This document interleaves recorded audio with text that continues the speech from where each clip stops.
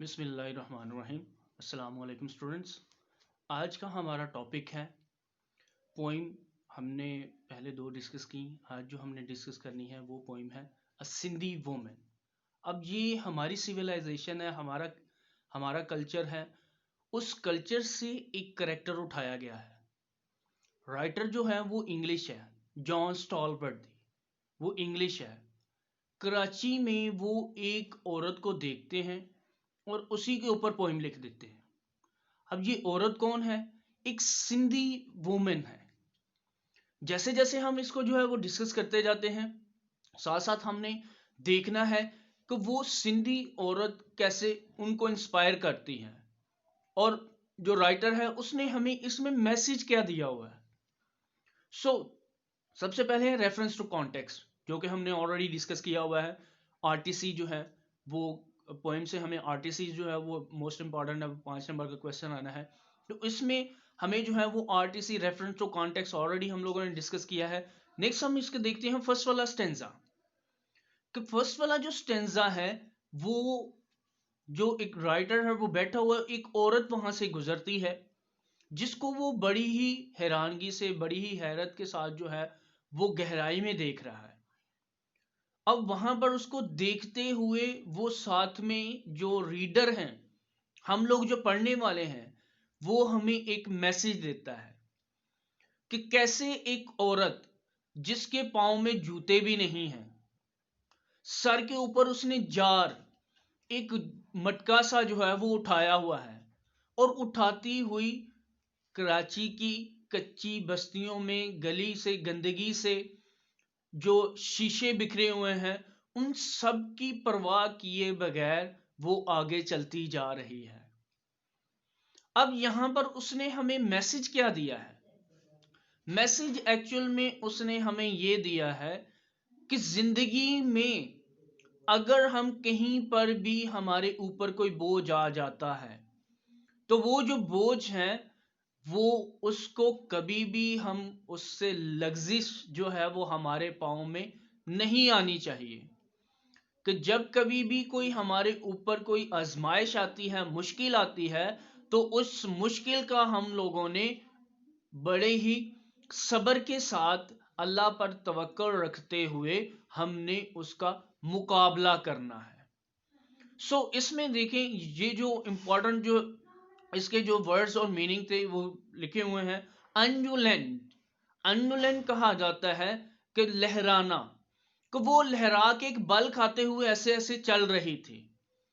फिर next word है ग्लिड। ग्लिड कहा जाता है वो चीज जो जो है वो पैदल चल रही थी, स्लाइड कर रही थी, फ्रॉग जो है वो उसको कहा जा रहा है। रिपल, रिपल कहा जाता है किसी चीज के डगमगाने को। फिर आगे है ट्रेड, ट्रेड कहा जाता है चाल को, चलने को कहा जा रहा है। नेक्स्ट जो स्टेंजा है, इस स्टेंजा में वो बता रहा है, कहता है कि ये औरत जो है वो चलती चलती कराची की गंदी बस्तियों में से, कच्ची बस्तियों में से गुजर रही है। लेकिन वो जैसे उसने उसको देखा था पहले, वो लास्ट मोमेंट तक भी वो वैसी ही चलती जा रही थी। उसके पांव में कोई भी डगमगाहट नहीं आई थी। मैसेज हमें इस पोइम में क्या दे दिया है राइटर ने? एक्चुअल में पोइट ने हमें इसमें मैसेज जो है वो सिर्फ एक ही दे दिया है कि जब कभी भी कोई मुश्किल आ जाए तो इसमें हरगिज ये नहीं है कि, जैसे हमारे कुरान पाक में भी अल्लाह ताला ने फरमा दिया है कि किसी को भी उसकी इस्तात, उसकी हिम्मत, उसकी ताकत से ज्यादा बोझ नहीं डाला जाता। इस चीज के ऊपर हमारा बिलीफ होना चाहिए। कहता है ये औरत इतनी स्ट्रांग है, किस वजह से? क्योंकि उसे पता है कि ये काम उसने करना है और वो उस काम के लिए डिटरमाइंड है। वो उस काम के लिए इस्तकामत परस्त है। वो कदामत, साबित कदमी के साथ जो है वो अपने कदम जो है वो उठा रही है। और डिटर्मिनेशन ही एक ऐसी चीज है जो हमें हमारी मंजिल मकसूद तक पहुंचा सकती है। अदरवाइज दुनिया की कोई चीज जो है वो हमें कहीं पर भी नहीं पहुंचा सकती। जब तक हम लोग जो हैं वो डिटरमाइंड नहीं होते, फिर डिटर्मिनेशन के साथ चाहे हालात जिस तरह के मर्जी हो, डिटर्मिनेशन होती है तो हम कहीं ना कहीं हमें जो है वो कभी ना कभी अपनी मंजिल तक पहुंच जाते हैं। ये मैसेज हमें जो है वो डिलीवर किया है पोइट ने इस पोइम में। सिंधी वुमेन जो उसने वहां पर औरत को देखा है, उसके थ्रू हमें ये मैसेज डिलीवर किया उसने। नेक्स्ट इसके जो वर्ड्स मीनिंग है, एरेक्ट, एरेक्ट कहा जाता है बिल्कुल स्ट्रेट, जो सीधा होता है उसको कहा जाता है एरेक्ट।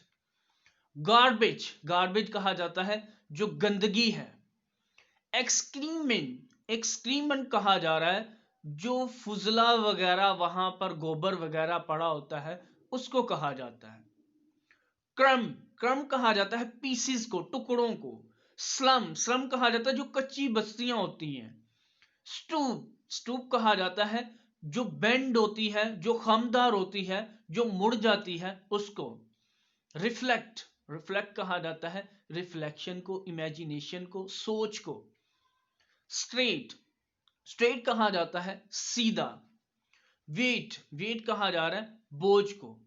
सो ये जो है ये इस पोइम में पोइट ने हमें मैसेज दिया हुआ है। आई होप आप लोगों को समझ आई होगी। नेक्स्ट वीडियो में इंशाल्लाह जो है वो नेक्स्ट लेक्चर के साथ दोबारा से मुलाकात होगी। तब तक के लिए अल्लाह हाफिज।